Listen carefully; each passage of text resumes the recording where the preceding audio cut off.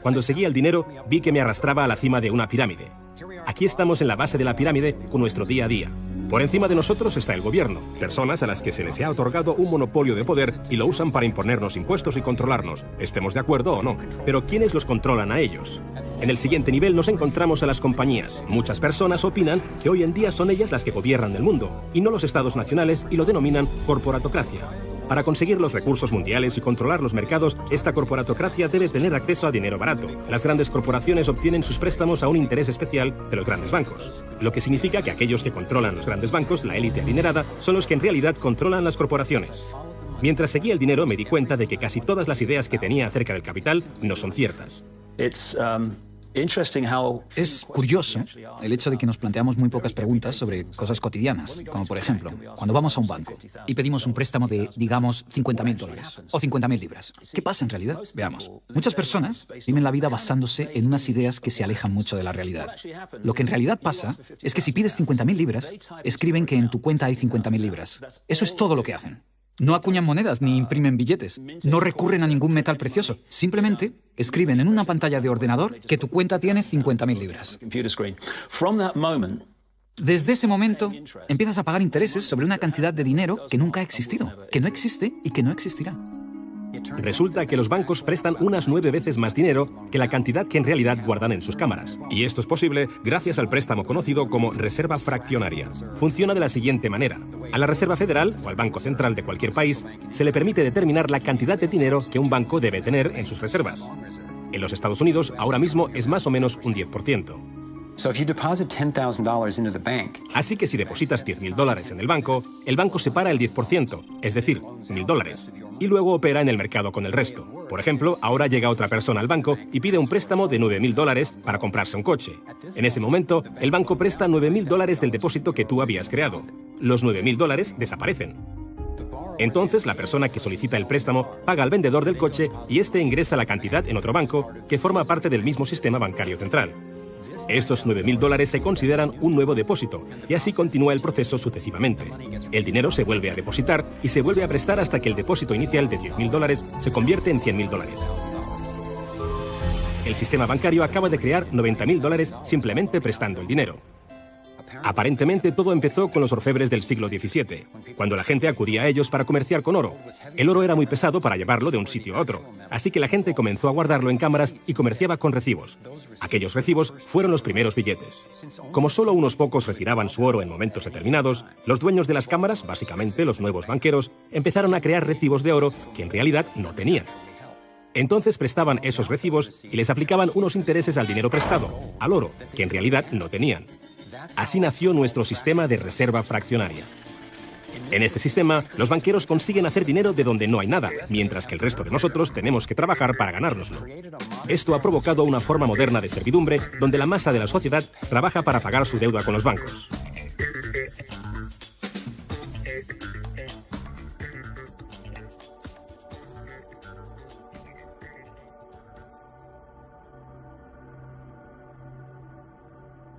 Bajo este esquema de reserva fraccionaria, inevitablemente nos hemos convertido en esclavos de la deuda de una élite financiera que nos gobierna. No porque sean mejores o más inteligentes que nosotros, sino porque han manipulado el sistema para beneficiarse de una gran parte de la gente de este planeta. Catherine Austin Fitts es experta en este tema. Fue ayudante del Departamento de Vivienda y Desarrollo Urbano de Estados Unidos bajo el mandato del presidente George Bush Sr. y luego asesora de la administración de Clinton. Imaginemos el juego del Monopoly. Ahora quieres comprar el Paseo del Prado. Lo que puedo hacer continuamente es imprimir dinero, darme más y más dinero, disminuir el valor de tu moneda al imprimir cada vez más. Da igual lo duro que estés trabajando o el éxito que tengas. Al final, siempre te puedo comprar y no me cuesta nada. Pero ¿cómo se explica que si vosotros o yo mismo fabricamos billetes, se nos acuse de falsificación? Pero si lo hacen los bancos, entonces sea un incremento de la masa monetaria. ¿Cómo han conseguido los bancos este poder? Esto es Jekyll Island, donde en 1910, representantes de los Rockefeller, los Rothschild, los Morgan y otros banqueros privados se reunieron en secreto para preparar la legislación que crearía la Reserva Federal. Ed Griffin se encargó literalmente de escribir un libro sobre lo que pasó en Jekyll Island.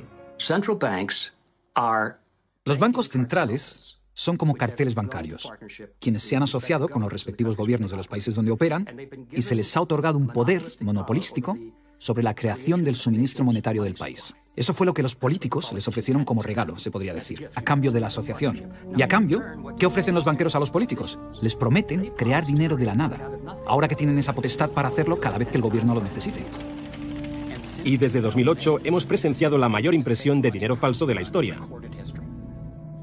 La prestidigitación financiera disfraza los costes, esconde a quien debemos culpar y nos deja como esclavos de la deuda trabajando para pagar las facturas. Me ha chocado el hecho de que en el mismo año en que se creó la Reserva Federal, en 1913, se creara también el Servicio de Impuestos Internos, y desde entonces se estableció el impuesto sobre la renta.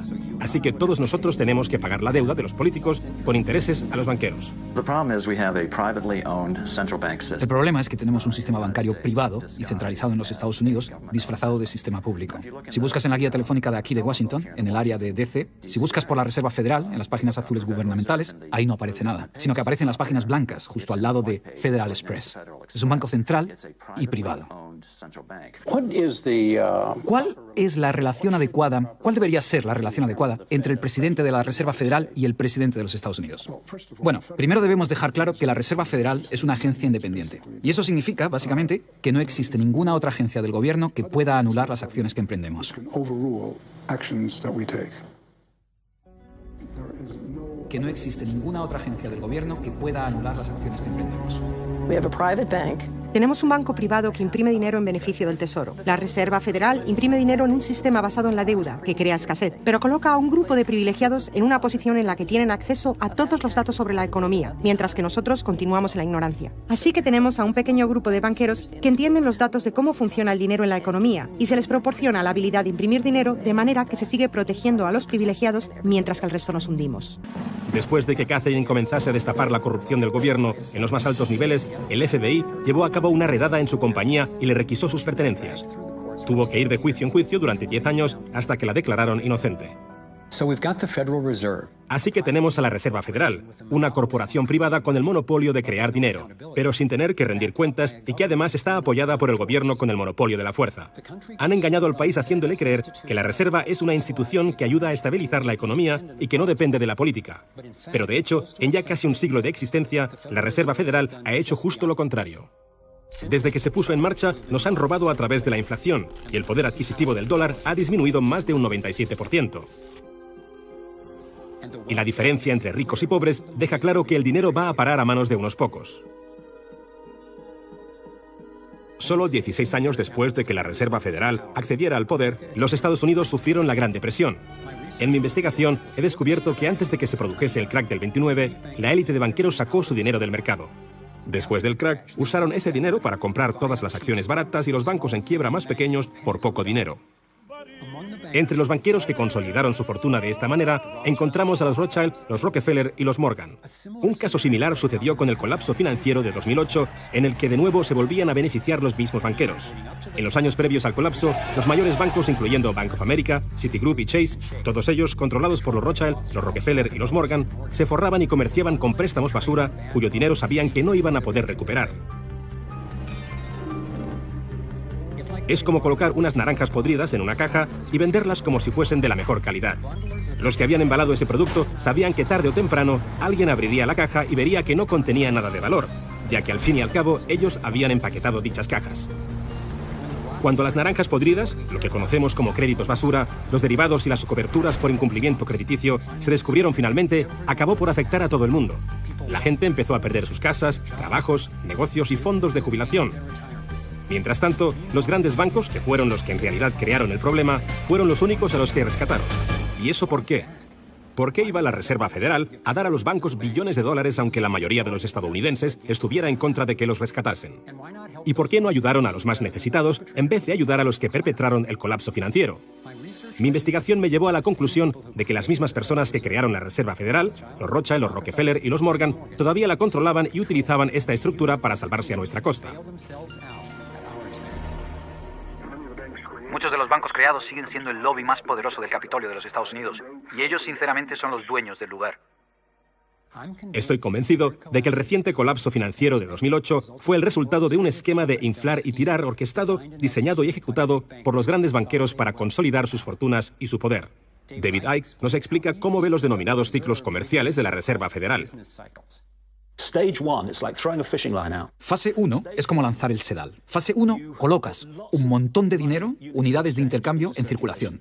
Para ello, bajas los intereses y concedes muchos préstamos. Esta es la parte del ciclo que denominamos boom. Como hay muchas unidades de intercambio en circulación, hay un montón de dinero que cambia de manos, que genera una gran actividad económica. Eso genera empleo y como se gasta más y más dinero, aumenta la demanda. Así que las compañías solicitan más créditos de dinero recién salido del horno para aumentar su producción. La gente coge confianza a su rutina. Pues resulta que trabajo para tal compañía y tienen muchos pedidos. Funciona de maravilla, tengo trabajo asegurado. ¿Y sabes qué? Estoy pensando en comprar una casa más grande. Luego, empiezan a cambiar. Lo que hacen es tirar del sedal. Suben los tipos de interés. Ahora, cada vez hay menos personas que consiguen los créditos porque las condiciones de concesión se han endurecido. Y también, al aumentar los tipos de interés, una gran parte del salario de las personas se destina a pagar esa subida de los intereses y no al consumo. De repente, ya no hay tanto dinero en circulación y, por tanto, se compran menos cosas. Los beneficios de las compañías empiezan a disminuir, empiezan a reducir los puestos de trabajo y algunas comienzan a cerrar. La gente pierde sus trabajos. Ya no pueden pagar las hipotecas de esas grandes casas que se habían comprado cuando todo iba bien. Ahora los bancos empiezan a recoger el sedal, porque mientras la gente se declara en bancarrota, tanto las compañías como las personas, los bancos se quedan con las fortunas que sí que son de verdad. Con las propiedades, las tierras, los recursos que habían puesto como aval para que simplemente les prestasen unas cifras que solo aparecían en la pantalla del ordenador. Y llevamos siglos con este ciclo económico de tirar el sedal y recoger, de inyectar una gran cantidad de dinero en circulación, de hacerlos picar. Y lo que se ha hecho en realidad es robar. Y se ha propiciado que se acumule la verdadera riqueza del mundo en manos de unos pocos. Cuando tengamos éxito, y lo tendremos, tendremos una oportunidad real de conseguir este nuevo orden mundial. Se trata de un nuevo orden mundial con retos completamente diferentes. Se puede crear un nuevo orden mundial. Es una gran oportunidad.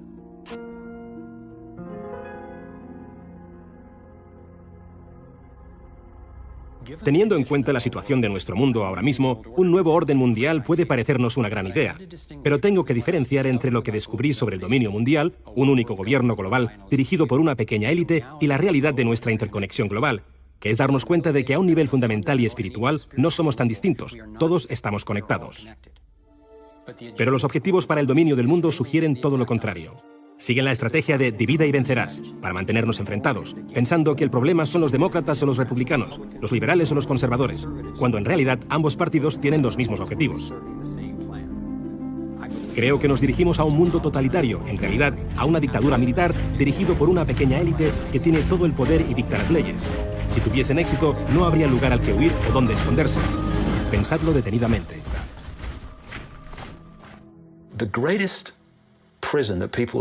El miedo a qué piensan los demás es la mayor prisión en la que vive la gente. Lo que me pasó a mí como resultado de toda la ridiculización que sufrí fue que dejé a un lado ese miedo a qué puede pensar la gente de mí. Y cuando lo haces, te das cuenta de que hasta ese momento has estado viviendo en una cárcel. Y lo que me aportó fue una comprensión personal de lo fácil que es para unos pocos controlar a la gran mayoría. Lo único que tienes que hacer es dictar las normas de la sociedad. Lo que está bien y lo que está mal. Lo moral y lo inmoral. Lo bueno y lo malo. Lo sano y lo perjudicial. Lo posible y lo imposible. Y construyes lo que yo llamo una zona libre de problemas. Y si vives la vida dentro de esos parámetros de percepción, de creencias, y lo que dices y piensas encaja en eso, entonces la gente te dejará en paz, porque eres normal. Pero cuando te sales de ahí y empiezas a manifestar tus propias opiniones, lo que han creado los iluminados de Baviera es una población de guardias de la prisión que saltarán sobre aquellos que intenten salirse de la norma. Resulta interesante cuando alcanzas los límites de esa zona libre de problemas con tus opiniones y pensamientos. No estás pensando, si lo hago, ¿qué pensará el director del Banco Mundial? ¿Qué dirá? No, lo que pensamos es, ¿qué pensará mi madre? O los tíos del bar o mis compañeros de trabajo, ¿qué dirán? Y lo que han conseguido los iluminados de Baviera, al crear estas normas, es un ejército enorme de personas que se imponen dichas normas las unas a las otras.